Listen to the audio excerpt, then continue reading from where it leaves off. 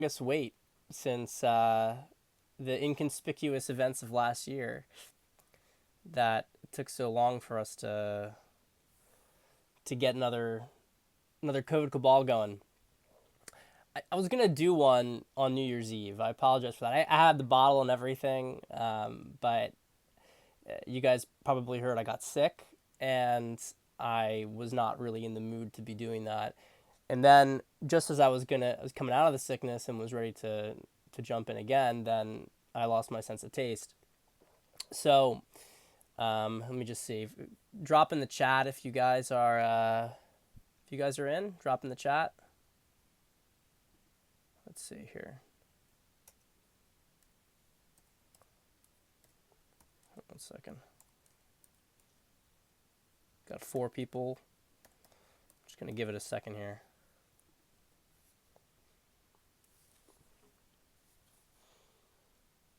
Can I turn my audio up? Does that help at all? Does that help at all? I think turning up the audio is just me getting louder. I think that's the best I can do with it.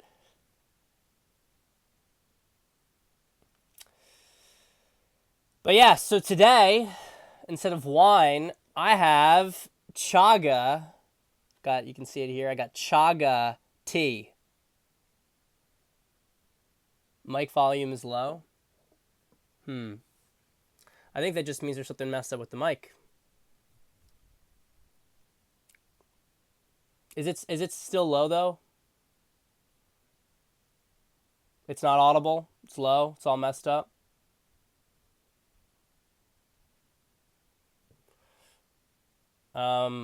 It's not really that far from my mouth right now. Let me ask this. Is this good? If I do this, is this good? Is this better or worse if I do it like this?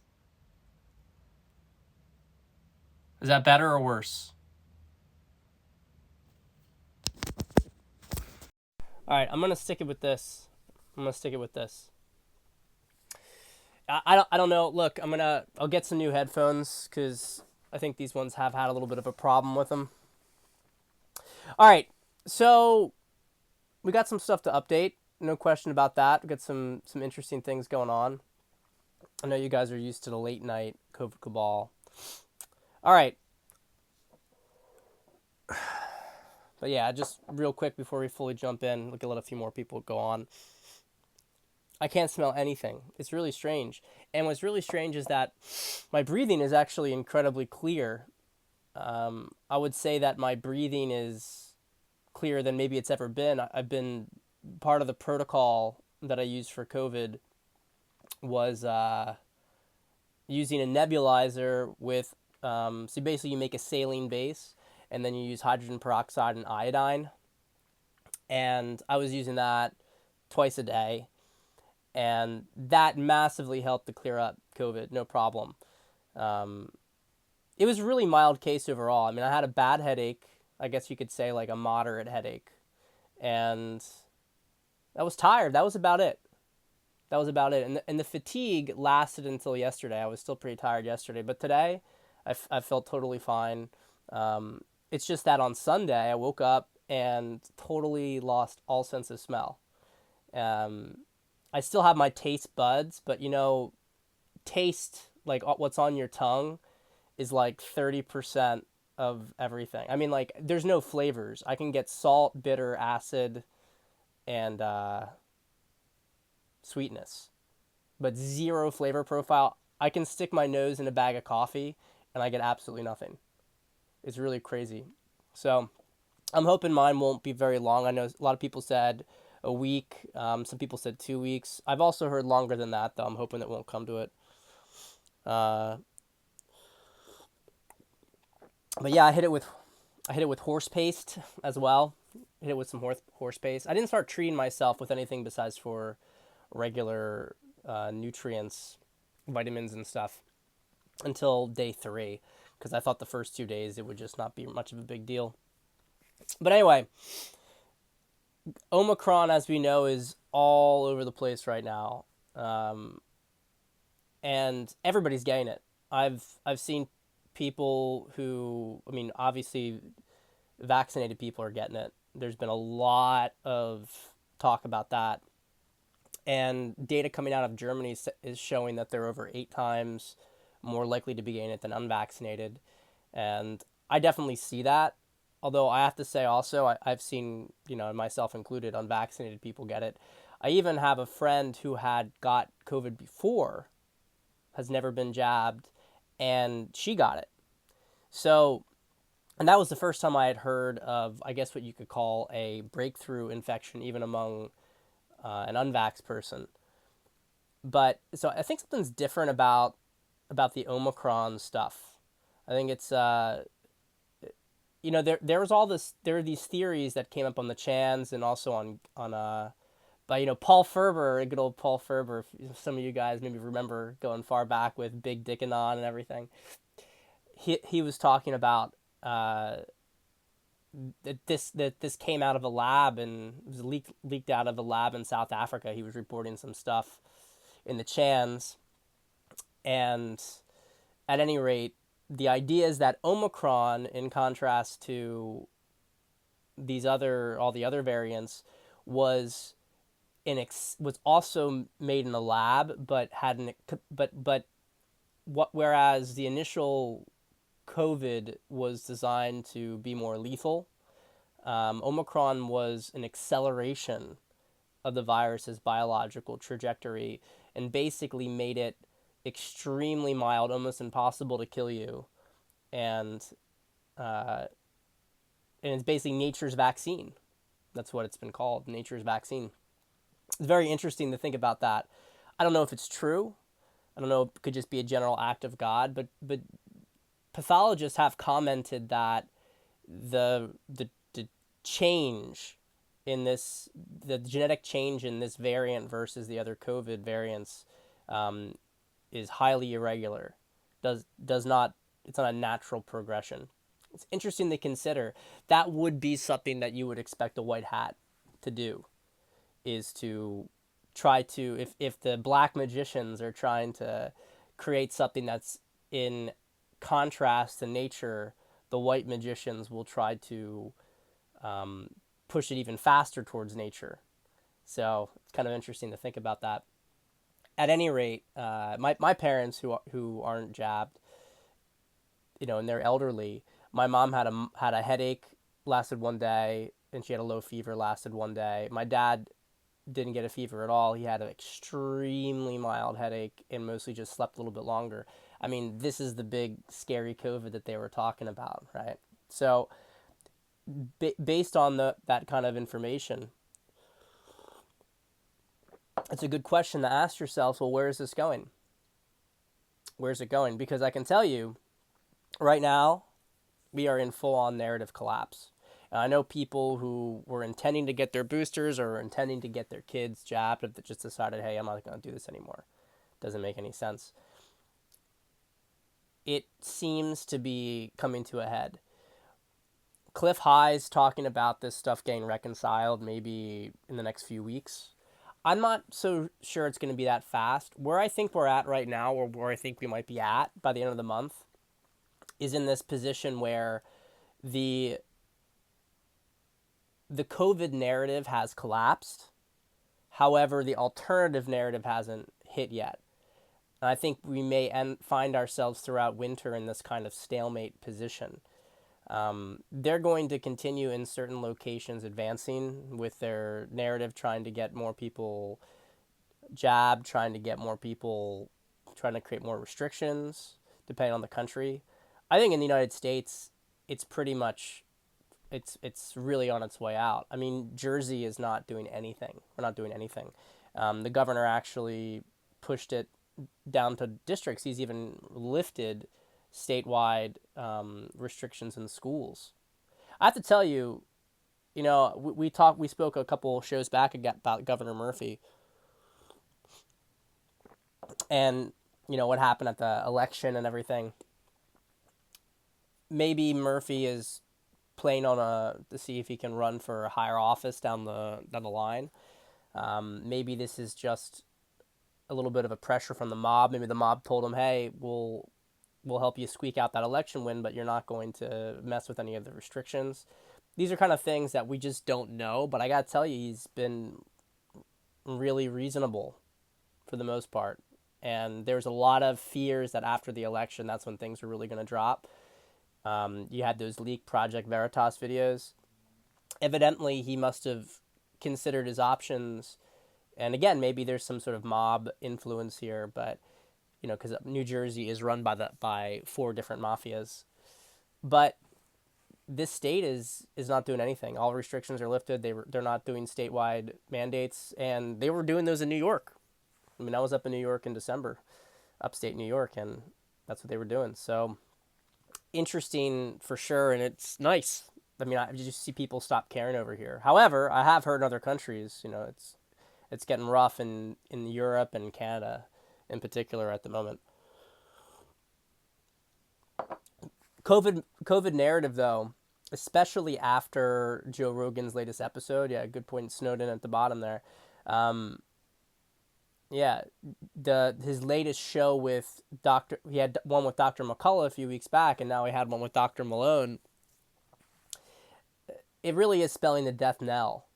It is really spelling the death knell of this narrative. And I think when we come by April, the masses are going to start to understand exactly what's happened here. They're going to start to understand, wait a minute, this was really, really bad. This was really, really bad. It injured a lot of people. There's some indications that it may, and I think this is something that I don't know if it's going to happen to everybody, but we've talked about this before. You call it antibody-dependent enhancement, but it basically is burning through people's immune systems.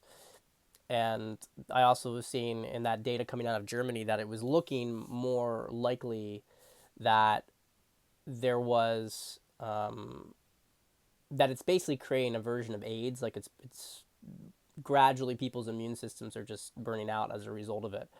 I don't know how universal this is, and I want to be careful with it, with kind of spreading that stuff, because let's be honest, there's been a lot of stuff pushed about what it's going to do, and we know the vax isn't good, but we're now well over the normal number of deaths you should have for a year, and I think death among the under 64 age bracket is up 80% year on year, which is really substantial. So we might be getting close to double death rate from usual. But the flip side is that this is all very bad, not trying to minimize it, but we haven't seen the real stacks. And so I guess we'll have to see what happens as the winter goes on. But fingers crossed, it's going to be bad, but not quite as bad as we had thought. There's a lot of stuff coming out, and I heard this from the Majestic channel, Majestic 12 channel, and also some channelers, like Magenta's also mentioned it, that it takes 4 shots to really get them to. Some people have said 4, the person's dead after 4. Others have said that that's what it takes for the AI to sort of come together. I don't know, but there does seem to be a really, really rapid push to get people onto their 4th shot, and not a lot of time to do it. And the good news is I don't think a lot of people are going to get it. I think that you have seen people get boosted, no question about that.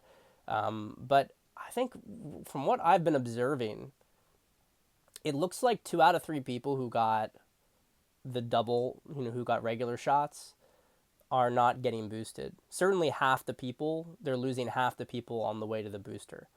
And you're just seeing more and more resistance to it as time goes on, because people they're just getting frustrated. And I think that actually most of the pushback in this next year is going to be coming, or this next year, 2022. This is the next year, is going to be coming from those who already got the jab. So let's go to something from this that is I think pretty relevant here. I know you guys got some questions about it. What about Trump in the vaccine? You guys got some questions about Trump and the vaccine? What do you guys think? What do you think about Trump and the vaccine? Any thoughts on this? I got some thoughts on it. I got some thoughts, but I want to hear what you guys say first.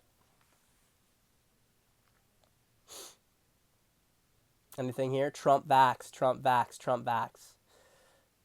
How are we feeling about Trump and the vax? Are we getting angry? People getting pissed off? Well, nobody seems to want to comment on it.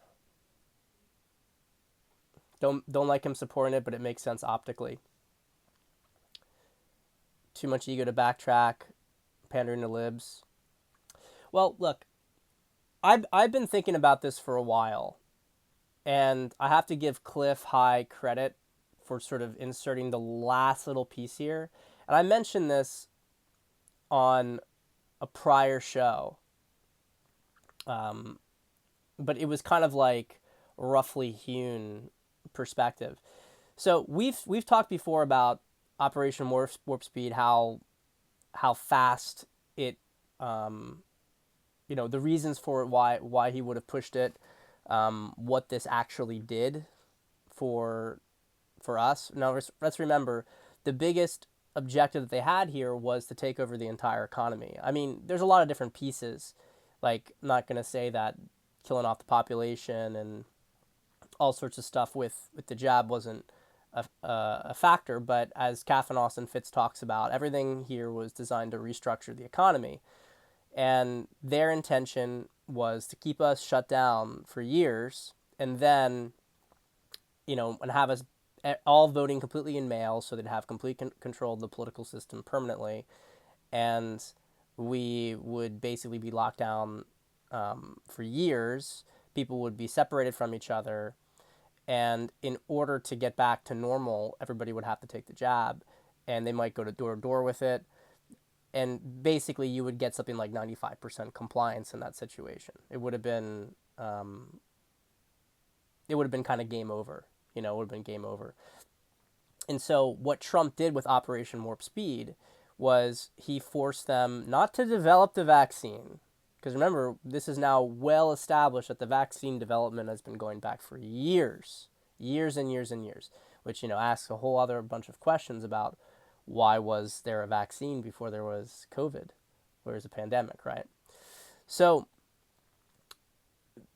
basically, he forced them to release their vaccine early. And so the result was that they had to then open up the economy. And so you have Trump saying, okay, well, you should get the vaccine, but no mandates, people can make their own choices. And he spent over half a year trying to tell us and then finally showing us when he got sick with COVID, whether that was true or not, that there were things like hydrochloroquine, Regeneron, things that you could get that would help you and that it was beatable without vaccines. Okay, so to make all that precursor. That's still, however, you can accept all that. I think it's eminently logical. All that is completely logical. As 107 would say, he was like Ranius steering directly in the torpedo to hit the torpedo before it armed. It makes a lot of, like from the Hunt for the Red October, it makes a lot of sense. I totally get that. Now the question was, why is he continuing to promote it? Why would he be doing that? And the one thing I had been thinking is that the only thing I can see is that if he were to come out supporting it, it would somehow mess up the polarity of the situation. And that was something, but I was like, I'm not sure, but that if he were to come out in favor of it, it would kind of mess things up. So, Cliff's talked about this a bit more, and I think I get it now. It really is about the polarization, and I'm going to try to explain this to you guys. I know not everyone's going to like it, it's fine, but I'm fully behind Trump still. And I think what you have to do with someone like Trump is begin with the end in mind. So if we look at things on a front basis, we can say to ourselves, well, if I don't like what he's doing, he's saying this, and I don't think this is helping. But then you look at the very, very back end of it, when you look at what is the ultimate result, maybe this action, maybe this behavior, which we didn't like at the time, starts to make a lot more sense. And I'll give an example of this. In the beginning, when he was making all these sort of like asshole comments and, just being really rude and kind of bringing a political discourse into the mud, a lot of people didn't like that. They didn't like that. They thought it was low class. They thought it was not, worthy of our democracy, so to speak. But what ended up happening was that by Trump getting really crass and lowering, so to speak, the political dialogue, what he ends up doing is he ends up revealing all these people. And so the outcome of it was actually showing that the whole thing was bullshit to begin with. And so people didn't like his tactics, and even some people still don't like his tactics. But you can't doubt at the end of the day that that was effective and that that was really the way that you had to go about doing it. You had to call, Rubio pool boy, right? Bring up all that stuff, low energy jab, telling Hillary Clinton she'd be in jail. I mean, all this stuff, a lot of people hated it.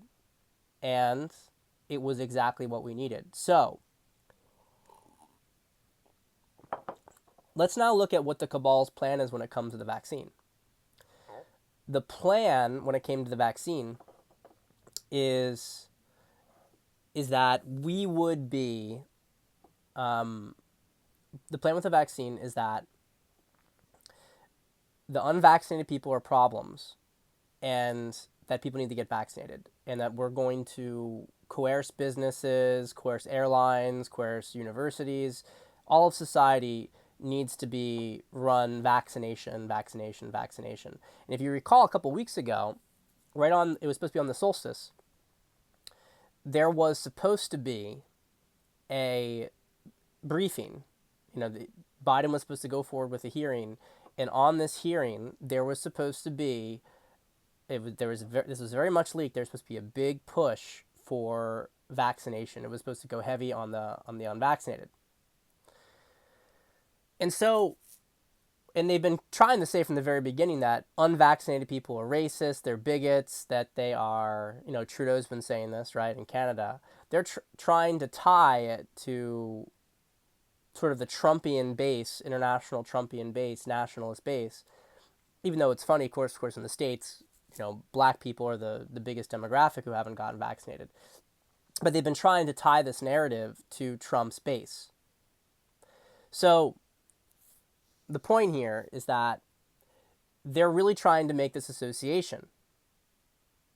And what does Trump do? Literally the day before this speech is supposed to come out, Trump says, "Don't fall into their hands.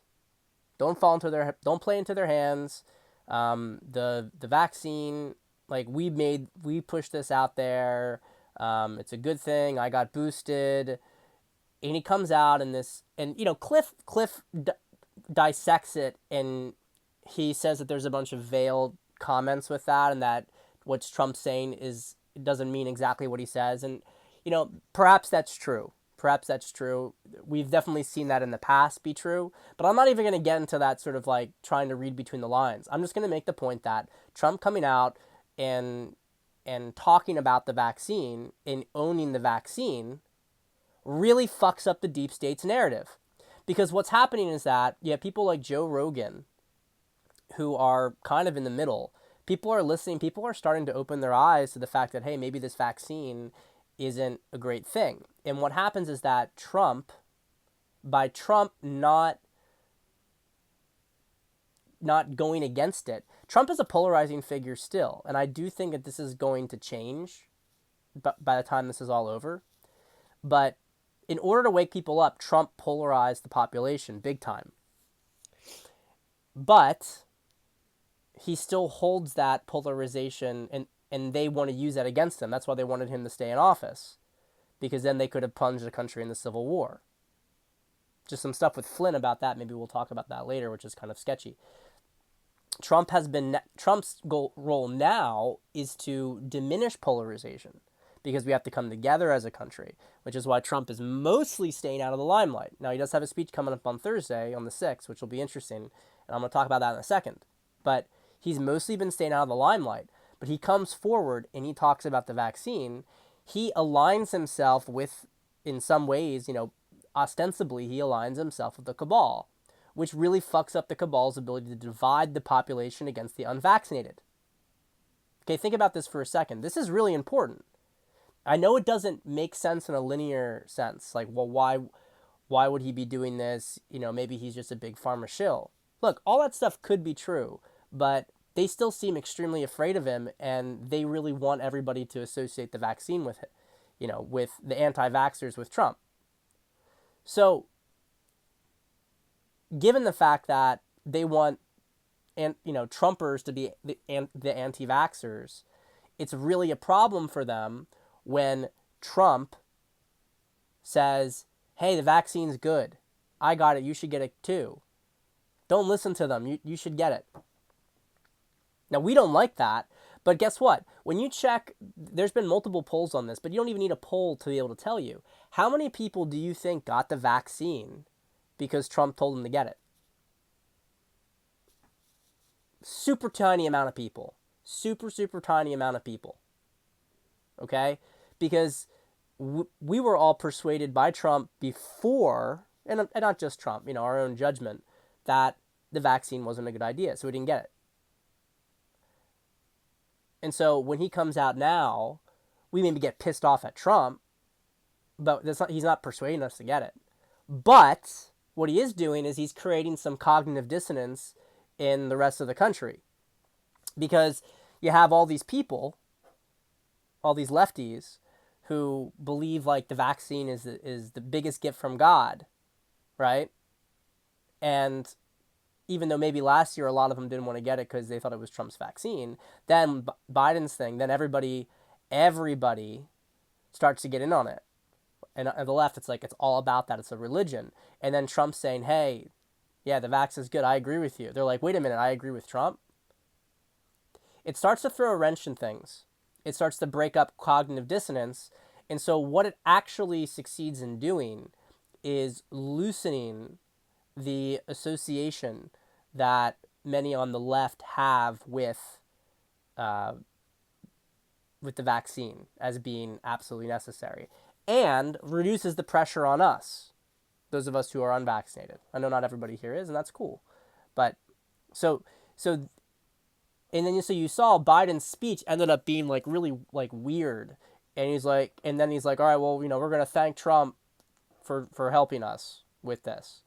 Like kind of maybe trying to blame Trump a little bit, saying it's Trump. Yeah, Trump does have responsibility for this. Like, they don't know what direction to go now. So now they're like, okay, well, maybe we'll try to blame Trump for the fact that they're all a problem.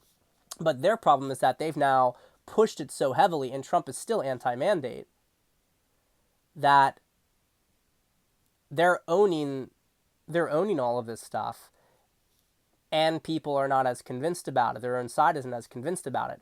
I don't think it's any coincidence that we've seen soon after Trump's speech that Biden basically said the states are going to have to deal with it.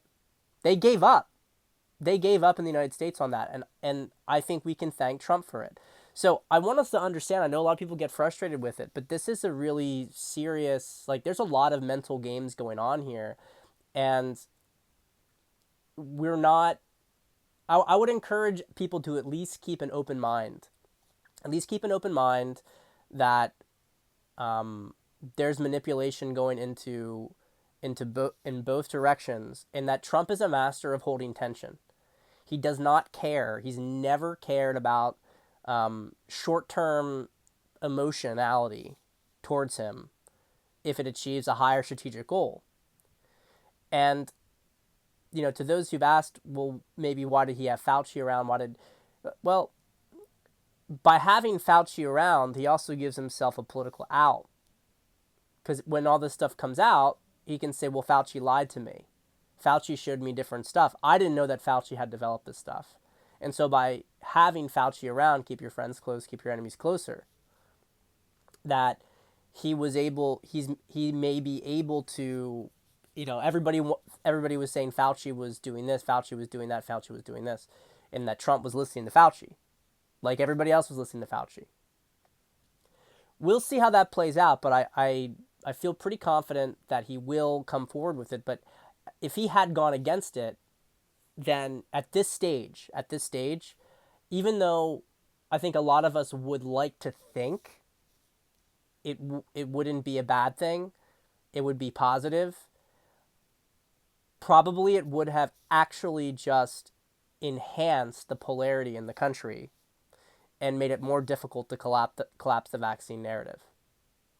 The thing about Trump is that there's so much emotional charge to him. They want to use that against him, but he's doing things that you would never expect somebody to do. Because would you ever expect somebody to take a position against their own best interests to destroy the opponent's position? Right? You will always, like the vast majority of people, when they're fighting some sort of psychological battle, they're going to try to make themselves look good and make their enemy look bad. But Trump goes and makes himself look bad to make his enemy look worse, to make his enemy have no point of attack is maybe a better way to put it. He makes himself look bad to break an enemy's line of attack. It's very, very interesting stuff. And I think by the end of this, it's gonna make a lot of sense. All right, so enough on all that topic. I've got a couple other things here. So I wanted to just briefly allude towards some stuff with Flynn. This is very interesting, and I don't know what to think of it yet. But there's a lot of bad stuff coming out about General Flynn, and a lot of drama in the truther community, you might say, but a lot of sketchy stuff in terms of Flynn's connections. Lynn Wood's been actually calling out a lot of this stuff.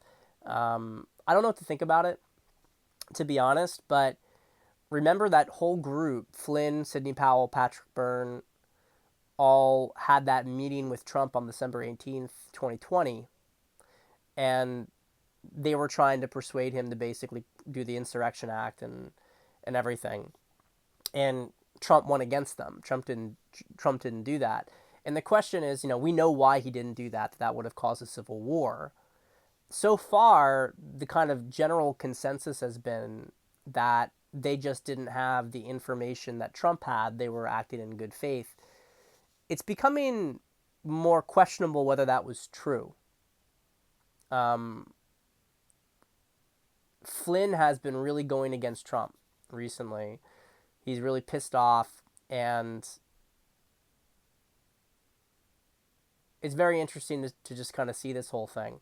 Why was Flynn so adamant about us basically getting into some sort of domestic military situation? Why was he so adamant about that? You could say he's not keyed in, but if I can figure it out, surely somebody who was in charge of the Defense Intelligence Agency would be able to figure it out, right? Surely some would be able to understand the strategy. And so why would he, and there's been all sorts of stuff being pushed forward about him running for president in 2024. It's very strange. I have to say it's very strange. Kind of disheartening, to think about, well, was Flynn really deep undercover all this time? And was Trump really surrounded by enemies on all sides? I will say this, after, you had that whole situation with Flynn and Kislak and how they had this conversation, Flynn gets, dropped by Pence as Pence tells Trump to get rid of Flynn. And Trump does that.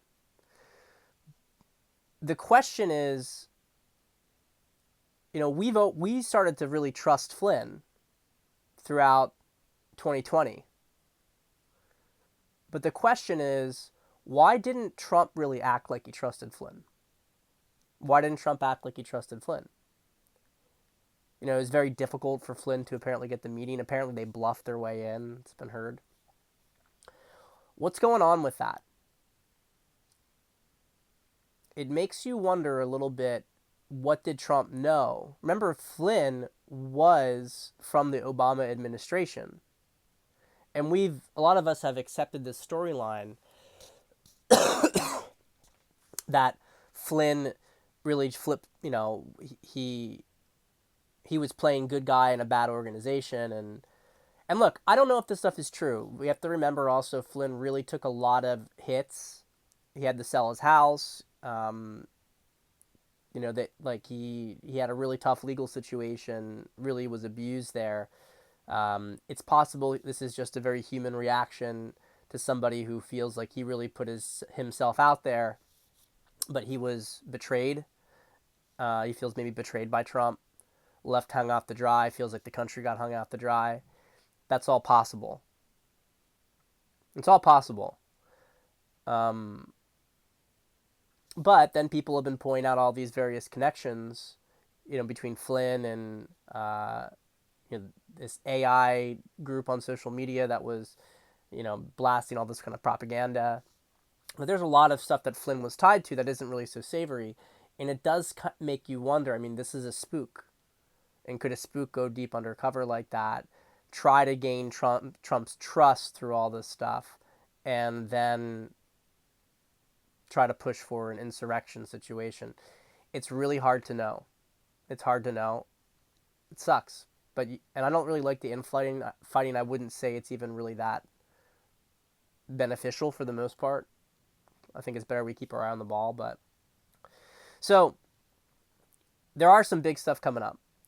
Trump's doing a speech on the 6th, obviously about the 6th. It's going to be very interesting to see what he says.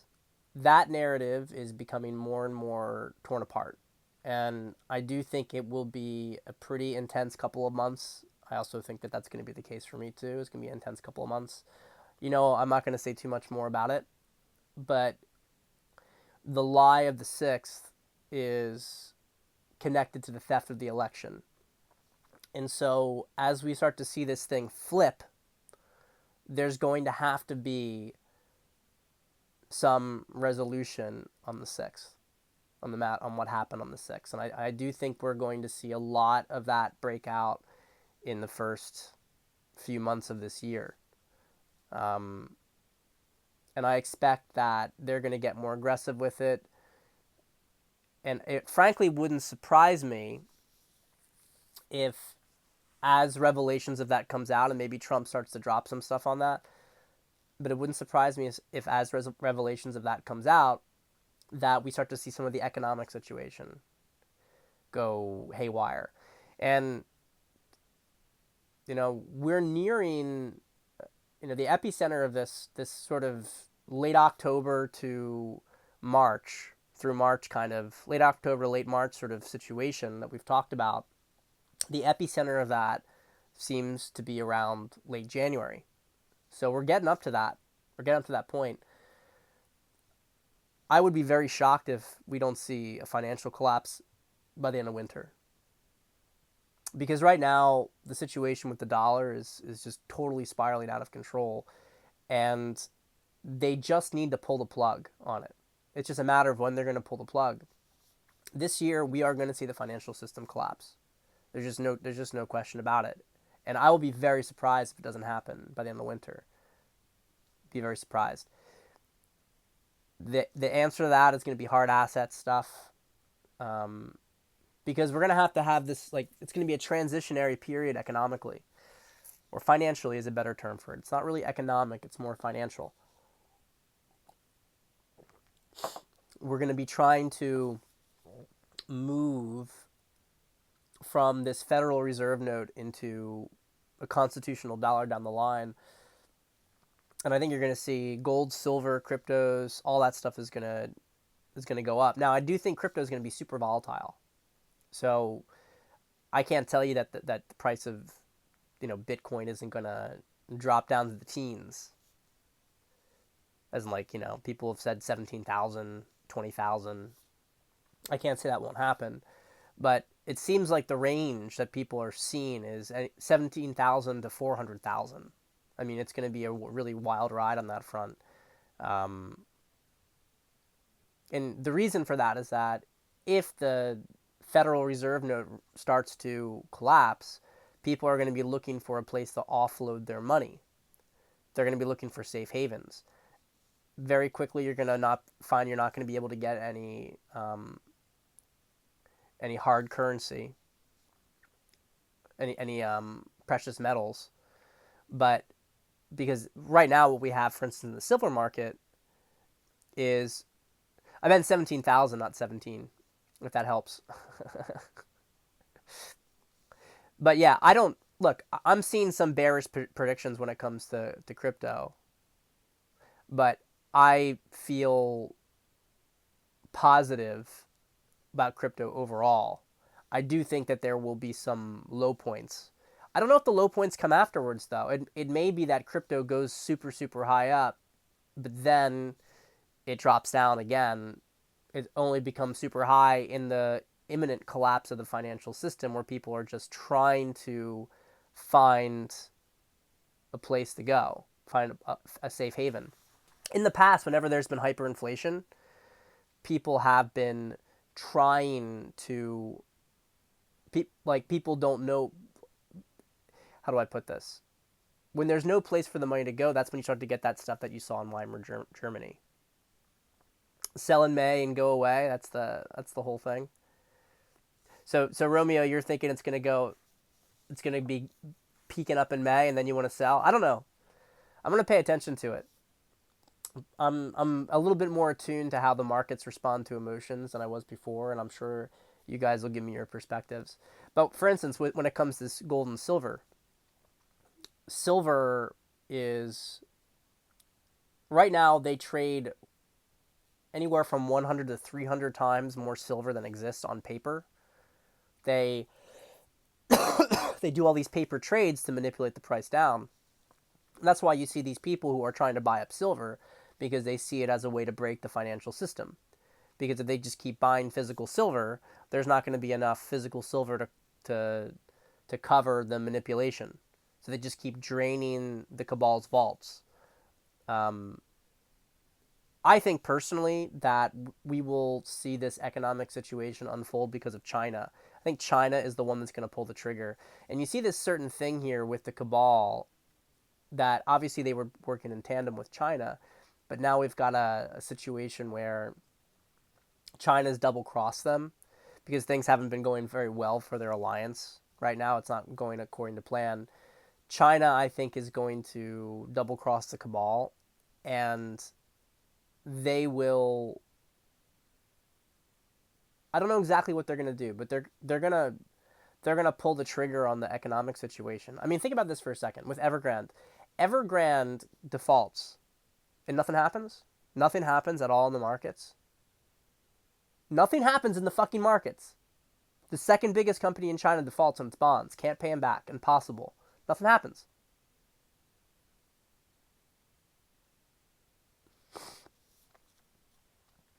I don't think so. It's being held off for a specific moment. It's a very big distraction. And my guess is something with maybe the election theft, stuff on the 6th, that China is either going to, that it's either going to happen then, or it's going to happen that China pulls it on their own terms in a way that maximally fucks the US and tries to protect themselves, and that right now they're trying to shore things up internally before they pull the rug out on the world. And I think right after that happens, you're going to see this Cuban Missile Crisis situation in Taiwan. All right, so we have election disclosures, we have economic situation that unfolds, financial collapse, the cover for that, and then you have war situation, war that covers for that. And I do think that you will see Putin do very similar actions in Ukraine. Because Putin holds all the cards there. People still talk like the Russian army is a piece of shit. It's not. It's probably as effective, if not more, than ours at this point. Especially in that domain. They may not be able to project power around the world as well as the U.S., but in a local, regional conflict, they have plenty of power projection in Ukraine, and they're going to be fine if it comes to that. And they can also just cut off the gas. So that, given those variables, it makes sense that you will see this kind of situation happen by the end of winter. But yeah, it's going to be a rough couple of months. We're going to start to see this war go out in the Open this year. 2022 is going to be the uprising year. It's going to be the year where the masses do their little uprising, and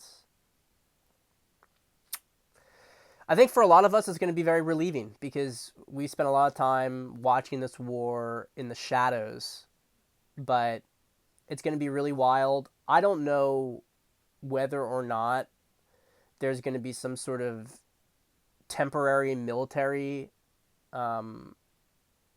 situation here. Like enough comes out about the election, maybe some people get arrested in Congress, and then maybe there's some sort of military oversight over the next election. But I can tell you this, guys, the 2022 midterms are going to be clean. They're going to be clean. And Juan O'Savin says that he expects Trump back probably like this time next year because Congress in the courts legally swore in Biden, they have to legally swear him out. So there needs to be some kind of the new Congress would have to basically say, okay, the last election was a fraud. These states have decertified, and so now we can say that Trump was the rightful winner. And then you'd have a situation where Trump would probably take office. There would be maybe some kind of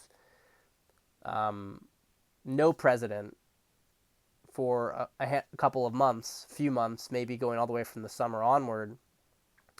And then we would have around January 20th, 2023, then Trump would enter the presidency. And so there'd be 4 years of Trump then. These are all speculative things, of course. It's really hard to say what happens, but the key thing here is that everything has to be done legally. It has to be done legally. So we'll see. We'll see what happens with it. Queen of England's Platinum Jubilee, February 2022. Probably they're going to get rid of her after that, then it sounds like.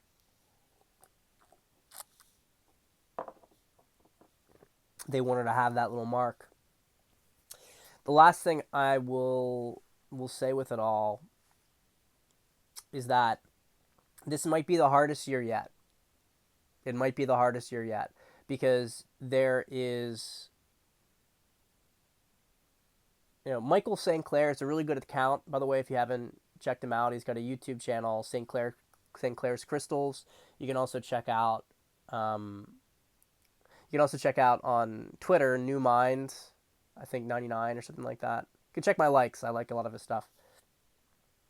He has basically made some similar indications, but this stuff it's going to break out in the open this year. These guys know they're going to lose, but they want to prolong the game as long as possible. And as they try to prolong this game, they're going to try to crash everything they possibly can with them. I know that there have been some people who have claimed, Michael Salla, etc., who have claimed that the elite met in Antarctica and that they're currently handing over power and that everything's going to be breezy. I don't buy this shit anymore, guys. I don't buy it. Believe it when I see it. I know we're going to win this, but whenever people talk about how things just got suddenly super easy, we manifested the best timeline, things are super easy. That's not how these people work. It's not how they work. These people don't fucking give up. They don't fucking give up. They're going to keep going. They're going to keep going. They're going to keep going. They're going to keep fighting. They're going to keep trying to draw it out. Watch out more than ever because there are amazing infiltrations going on of the truth community. Absolutely incredible infiltrations going on of the truth community. It's really dirty right now. It's really, really dirty. But we're gonna get there. We got a serious year ahead, though. We got a serious year ahead. If you thought you saw evil, we're gonna start to see a lot more direct force. So far, they've been doing coercion, manipulation, illusion. As that illusion fades, it's going to be direct force. The bad news is that it's direct force, and that's can be really scary. The good news is that that's the last card they have. Once they have to go direct, yeah, exactly. How much do they really have? I don't know. I mean, they are not. here's the problem. They actually do have direct force they can use. But the problem is that if they apply it, then it produces a big counter effect. And that's why they've been really afraid of using it. Because if they use direct force too much or in the wrong circumstance, the backfire effect can end their game really quickly. So they can like maybe take out a couple of people and then the government collapses because you have, like a Romanian uprising kind of thing like you had in 89. So that's where we're at right now, guys. It's precarious. The winter's going to be tough. And I think we're going to see this off to the races stuff happen on probably after Trump's speech on Thursday. So look, don't be too scared about what happens in the markets. All we're seeing is the financial matrix collapse. If 2021 was the year where all the vaccine stuff started to kind of come out, 2022 is going to be all the stuff where the central banks and the financial system starts to all come out. Um, so that's what I think, guys. This is the year of financial stuff because the COVID things are not going to last too many more months.